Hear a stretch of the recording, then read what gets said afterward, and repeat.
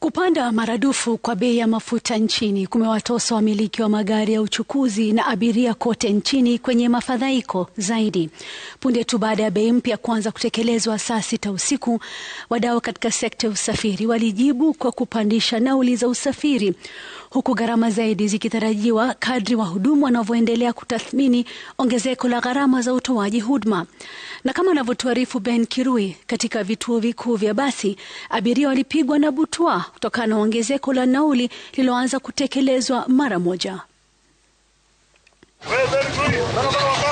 Kituo cha mabasi ya safari za mashinani cha Nairobi maarufu Country Bus, kitovu cha sekta ya usafiri wa umma nchini, na ni hapa ambapo athari za moja kwa moja za ongezeko la bei ya mafuta tayari zinaanza kuleta joto. Ingawa athari kamili bado haijadhihirika, wahudumu wengi wa magari ya usafiri wa umma wanatarajiwa kupandisha nauli katika siku zijazo. Tumefika hapa, mambo yamekuwa magumu, nauli imepanda sana.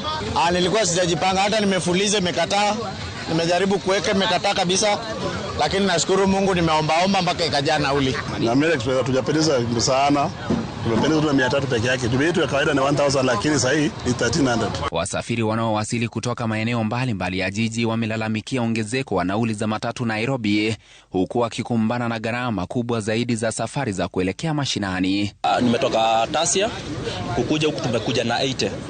Na kitambo tunapanga 50. Kuna difference ya around 30. Kwenda nyumbani sasa tunalipanga 500 na unaona imekuwa 700. Hiyo ni 200 already imeongezeka na hatukuwa tumetarajia hivyo. Huko Nakuru, baadhi ya wahudumu wa matatu wanasema ongezeko hilo kubwa la bei ya mafuta liliwashtua, na sasa wanapitia upya gharama za kutoa huduma kabla ya kuamua viwango vipya vya nauli. 40 bob kwa kila gari unakuta imeongezeka like 1600. Hiyo ni 1600 juu. Kwa hivyo lazima tujue vile tutarecover, lakini leo hatujaongeza bei sababu tuna ile stock ya jana ambayo tulikuwa tumeweka mafuta magari zetu kabla mafuta yaongezwe.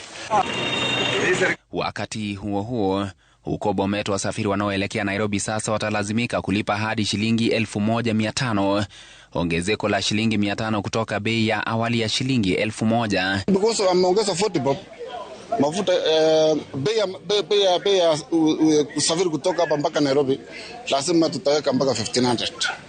Ndio kuche sapa matatu because in biashara. Waendesha bodaboda pia wameanza kuongeza nauli zao, wakihamisha mzigo huo kwa abiria, ingawa baadhi yao wanasema ongezeko hilo litatekelezwa hatua kwa hatua. Tunahakikishia watu ya kwamba town service ni 50 bob. Sasa ile distance yenye tulikuwa tunaenda na 100, saa hii tumeongeza bei ikue 50 juu. Sisi hatusimamiwi kuwekea customer bei. Ni wewe ufikirie huyu customer unayopandishia gharama ni ule ambao unamtegemea leo na kesho. Chama cha wahudumu wa malori nchini pia kimewaagiza wanachama wake kuongeza gharama za usafirishaji kwa 30%. Athari za ongezeko hilo la bei ya mafuta zinatarajiwa kuchochea kupanda kwa gharama za bidhaa na huduma muhimu. Kadri bei zinavyoongezeka, Wakenya wanajiandaa kukaza mikanda, huku wengi wakilazimika kubana matumizi. Ben Kirui, runinga ya Citizen, Nairobi.